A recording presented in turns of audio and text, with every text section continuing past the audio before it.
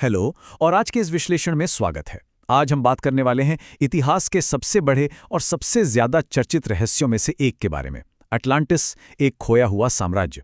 जरा सोचिए, एक बेहद विशाल और आधुनिक साम्राज्य जो अपने सफलता और शक्ति के बिल्कुल शिखर पर है, और फिर अचानक से वो पूरा का पूरा शहर अपनी सारी भव्यता के साथ हमेशा हमेशा के लिए समुद्र की गहराइयों में समा जाता है। ये कोई आम पतन नहीं था, ये पूरी की पूरी एक सभ्यता का दुनिया के नक्शे से गायब हो जाना था।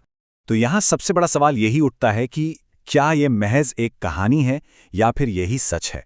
कहा जाता है कि एक ऐसा शहर था जो सोने से लदा हुआ था। उनके पास ऐसा विज्ञान, ऐसी तकनीक जो उस जमाने के हिसाब से बिल्कुल अकल्पनीय थी। मतलब वे ताकत और विकास में दुनिया के बाकी हिस्सों से सदियों आगे थे। अब सोचने वाली बात यह है कि क्या वाकई इतने प्राचीन काल में ऐसा कुछ सच में हो सकता था, या फिर ये सिर्फ एक मनगढ़ंत किस्सा है जो बस पीढ़ी दर पीढ़ी सुनाया जा रहा है। यही वो पॉइंट है जहां इतिहास और किस्से कहानियां आपस में टकराते हैं।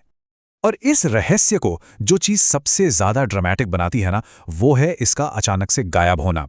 मेरा मतलब है, सदियों तक आबाद रहने वाली एक महान सभ्यता कुछ महीनों या सालों में खत्म नहीं हुई। स्रोतों की माने तो ये सब कुछ सिर्फ एक दिन और एक खौफनाक रात के भीतर हो गया, बिल्कुल किसी हॉलीवुड फिल्म के सीन जैसा। सुबह के वक्त वो एक जगमगाता हुआ ताकतवर साम्राज्य था, और अगली सुबह वहां सिर्फ और सिर्फ समुद्र की लहरें थीं। इस तरह अचानक से गायब हो जाना ही इस पूरी घटना को इतना डरावना और रहस्यमयी बनाता है। तो अब सवाल ये है कि आखिर इस जगह के बारे में दुनिया को पता कैसे चला। इस पूरे रहस्य की शुरुआत होती है प्राचीन यूनान के मशहूर दार्शनिक प्लेटो के विवरण से। उन्होंने लगभग 360 ईसा पूर्व में अपने मशहूर संवादों टिमेइयस और क्रीटियस में इसका जिक्र किया था। प्लेटो ने इस जगह को हरक्यूलिस के स्तंभों के पार समुद्र के बिल्कुल बीचों बीच बसी एक बेहद शक्तिशाली और उन्नत सभ्यता बताया था। और सबसे दिलचस्प बात क्या है, प्लेटो को इतिहास में एक बहुत ही सम्मानित विचारक माना जाता है। तो जब उन्होंने अपनी लिखावट में इसका जिक्र किया तो लोगों ने इसे सिर्फ एक कहानी मानने के बजाय एक ऐतिहासिक गवाह के रूप में देखना शुरू कर दिया। प्लेटो ने जिस स्वर्णिम युग यानी गोल्डन एज के बारे में बताया है, उसे थोड़ा और करीब से देखें तो पता चलता है कि अटलांटिस का आर्किटेक्चर सच में बेजोड़ था। वहां गगनचुंबी विशाल इमारतें थीं और नहरों का एक कमाल का नेटवर्क था। उनके पास ऐसी उन्नत तकनीक थी जिसके बारे में उस वक्त की बाकी दुनिया शायद ख्वाबों में भी नहीं सोच सकती थी। वहां के लोगों के पास अपार धन और अथाह शक्ति थी। उन्हें उस समय का सबसे अमीर और ताकतवर माना जाता था। ये सब सुनकर एक ऐसी सभ्यता की तस्वीर सामने आती है जो सच में अपने वक्त से बहुत बहुत आगे थी। एक ऐसा साम्राज्य जिसने कामयाबी का हर बेंचमार्क क्रॉस कर लिया था। लेकिन जैसा कि इतिहास गवाह है, जब शक्ति और पैसा हद से ज्यादा बढ़ जाता है तो तबाही के बीज भी वहीं से बोने शुरू हो जाते हैं। उस अपार धन, उन सुख सुविधाओं और पूरी दुनिया पर राज करने की ताकत ने धीरे धीरे उन लोगों के दिलों में लालच पैदा करना शुरू कर दिया। वे अपनी अच्छाई खोने लगे और इंसानी कमजोरियों की गिरफ्त में आते चले गए।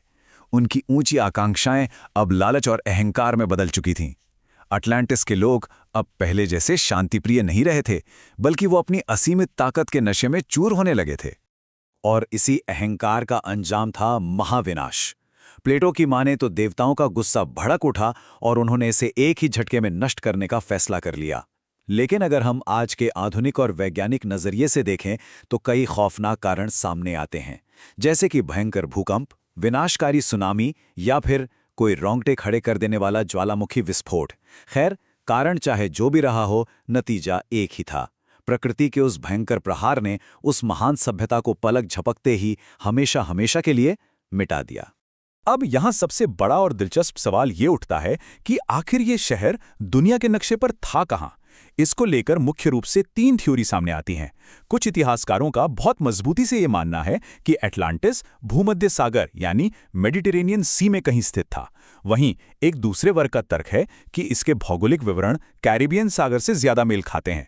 और हां, एक तीसरा नजरिया भी है जो इसे किसी भौतिक जगह पर खोजने के बजाय सिर्फ एक नैतिक कहानी या मॉरल स्टोरी मानता है।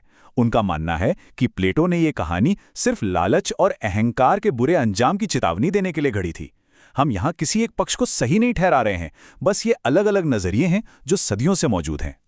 तो क्या इसका मतलब ये है कि साइंस ने हार मान ली है? जी नहीं, बिल्कुल नहीं। आज के दौर में भी आधुनिक वैज्ञानिक और खोजकर्ता डीप सी सबमरीन और सोनार तकनीक का इस्तेमाल करके अटलांटिस को ढूंढने में लगे हुए हैं। और सबसे चौंकाने वाली बात पता है क्या है? समय समय पर समुद्र की उन गहरी अंधेरी खाइयों में कुछ अजीबोगरीब खंडर, रास्ते और ज्यामितीय आकार की संरचनाएं मिली हैं। समुद्र के नीचे मिलने वाले इन अनसुलझे खंडरों ने इस रहस्य की आग में घी डालने का काम किया है। सच में हर नई खोज के साथ ऐसा लगता है कि शायद हम उस खोए हुए शहर के एक कदम और करीब पहुंच गए हैं। हालांकि सच्चाई और विज्ञान हमेशा ठोस तथ्यों पर चलते हैं, और कड़वा सच यही है कि इतनी आधुनिक तकनीक के बाद भी आज तक कोई ठोस सबूत नहीं मिला है। जी हां, समुद्र को छान मारने की इतनी एडवांस टेक्नोलॉजी और दशकों की मेहनत के बावजूद अभी तक एक भी ऐसा निर्विवाद सबूत हाथ नहीं लगा है जिसे देखकर पूरी दुनिया के वैज्ञानिक एक आवाज में कह सकें कि हां, यही अटलांटिस है। ये तो इतिहास और आर्कियोलॉजी के एक ऐसे कोल्ड केस की तरह बनकर रह गया है जिसकी फाइल आज भी पूरी तरह से खुली हुई है। तो इस पूरे विश्लेषण को समेटते हुए हम किस नतीजे पर पहुंचते हैं? एक बहुत ही बड़ा सवाल यहीं छूट जाता है कि क्या अटलांटिस वाकई में कभी था? क्या ये इंसानियत के लिए सिर्फ एक चेतावनी भरी कहानी थी कि हद से ज्यादा लालच का अंत हमेशा तबाही ही होता है? या फिर क्या पता ये एक ऐसी सोई हुई सच्चाई है जिसे अगर आने वाले कल में खोज लिया गया तो वो पूरे मानव इतिहास को फिर से लिखने पर मजबूर कर देगी। रहस्य आज भी उतना ही गहरा है और इसका जवाब शायद उन्हीं समुद्री लहरों के नीचे कहीं छिपा है। इस खास विश्लेषण में हमारे साथ जुड़े रहने के लिए बहुत बहुत शुक्रिया।